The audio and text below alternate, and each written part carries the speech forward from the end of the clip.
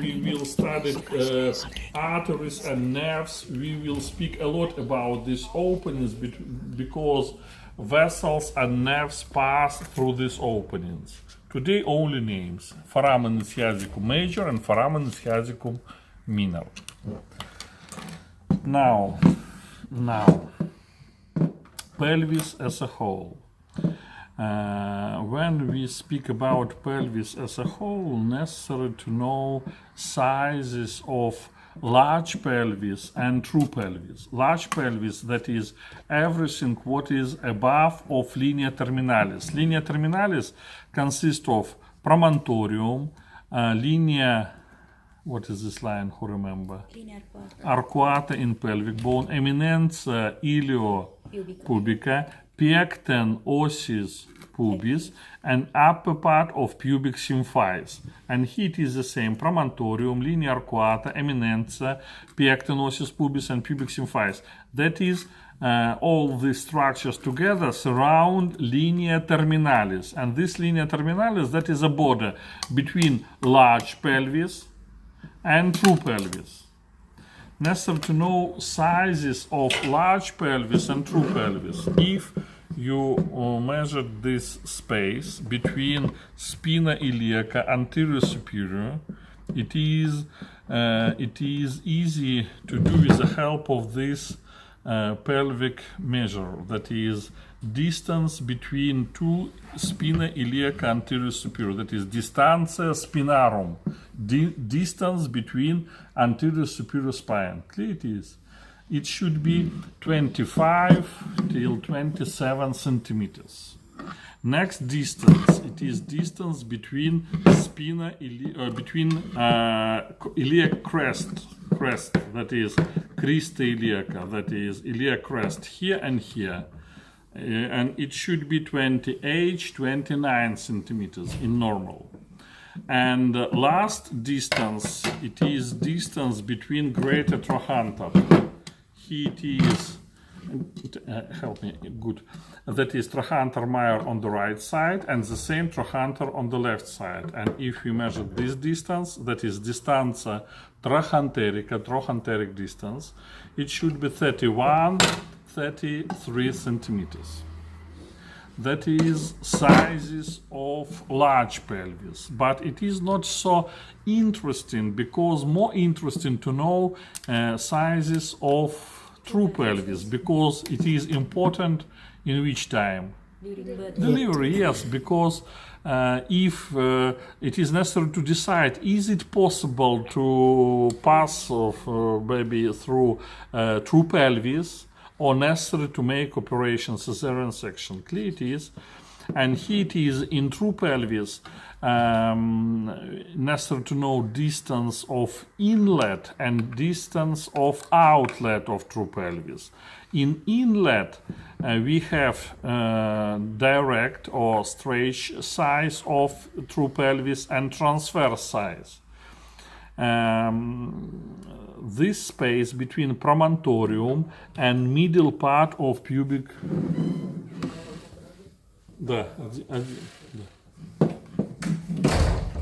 that is middle part of pubic symphysis, that is smallest distance, and name of this distance is conjugata vera, true conjugata vera. It is 11 centimeter. How to found this distance? We can measure space between external side of pubic symphysis and point below of spinal process of fifth lumbar vertebra. And this space has name conjugata externa, external direct size. And if this size is near of 21 centimeter, and we minus thickness of pubic symphysis and thickness of sacral bone, it is near of 10 centimeters. 21 minus 10, and we receive 11 centimeters, that is conjugata vera. Or another way, in time of in time of, through vagina, if we insert fingers into vagina and try to attach promontorium, this distance from lower border of pubic symphysis and promontorium, that is 12 or 13 centimeters, and minus 1.5 2 centimeters, we receive conjugata vera. That is more exact, more correct possibility to measure the conjugata vera through vagina in time of intravaginal examination. That is, this distance between promontorium and lower part of pubic symphysis has name conjugata diagonalis, and minus 1.5 2 centimeters we receive conjugata vera. How to find transverse distance of pelvic inlet? We found distantia cristarum. We said that it is 20h 29 centimeters, distance between iliac crest, 20h or 29 centimeters, and subdivides this distance into 2. That is 20h divided into 2, we receive 14 centimeters. 14 centimeters, that is normal size of transverse size of pelvic inlet. Pelvic outlet, it is the same direct size between apex of coccyx and lower part of pubic symphysis. That is direct size of pelvic outlet, the same 11 centimeters, and space between both tuber ischiadicum, here and here. This distance is 9.5 centimeters, but it is, when we measure this distance in living woman, it is skin, subcutaneous fat. That is why if you measured it is 9.5 centimeters, you should remember that skin and fat, it is in time of delivery of fetus, it's attached to bones, and this space is larger in 1.5 centimeters. That is why this space, if you found with the help of this pelvic measure 9.5 centimeters plus 1.5 to skin and fat, and you receive the same 11 centimeters. That is transverse distance of pelvic outlet. 11 centimeters here, 11 centimeters here, 11 that is conjugata vera, and 14.5 centimeters, that is transverse distance of pelvic inlet. Now, joint between humerus, between femur and acetabulum. That is hip joint, articulatio coxa, because hip bone is os coxa and this joint is articulatio coxa. This joint is, help me, simple or compound?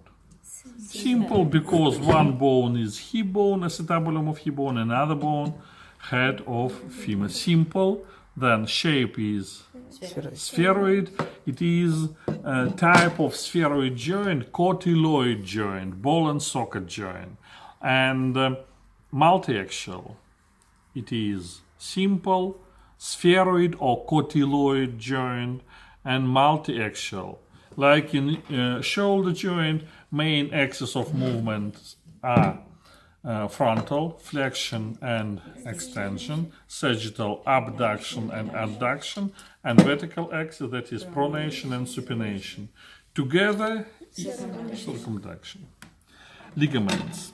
Two ligaments inside of this joint, intra-articular, two intra-articular ligaments. One ligament starts from fossa acetabuli, and attached to fovea capitis femoris, that is ligamentum capitis femoris.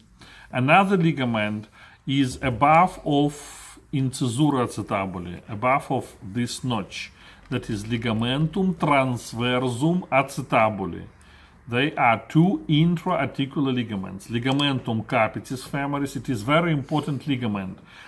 Because through this ligament, vessels goes to the head of femur and supplies it.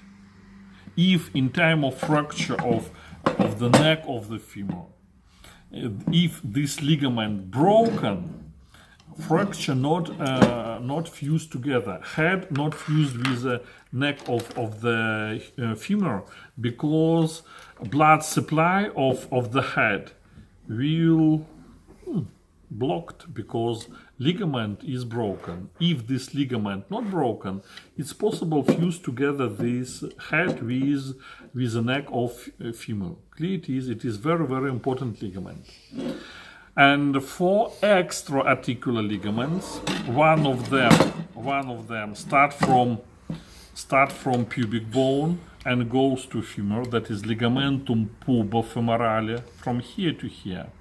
Another start from iliac bone and goes to femur, that is ligamentum iliofemorale. And last, start from sciatic bone and goes to femur, ligamentum ischiofemorale. Clear it is not difficult. Pubofemorale, iliofemorale, and ischiofemorale. And last ligament is zona orbicularis. This zona starts from spina iliaca anterior inferior, surround neck of the femur, and attach the same to this spine, like loop. Surround neck of the femur and attach here. That is zona orbicularis. Zona orbicularis. 4 ligaments, 3 from each bone, and 1 is zona orbicularis. They are extra articular ligaments of hip joint. That is all. Articulation of pelvic bones, pelvis as a whole, necessary to know sizes of pelvis, and hip joint. Next time.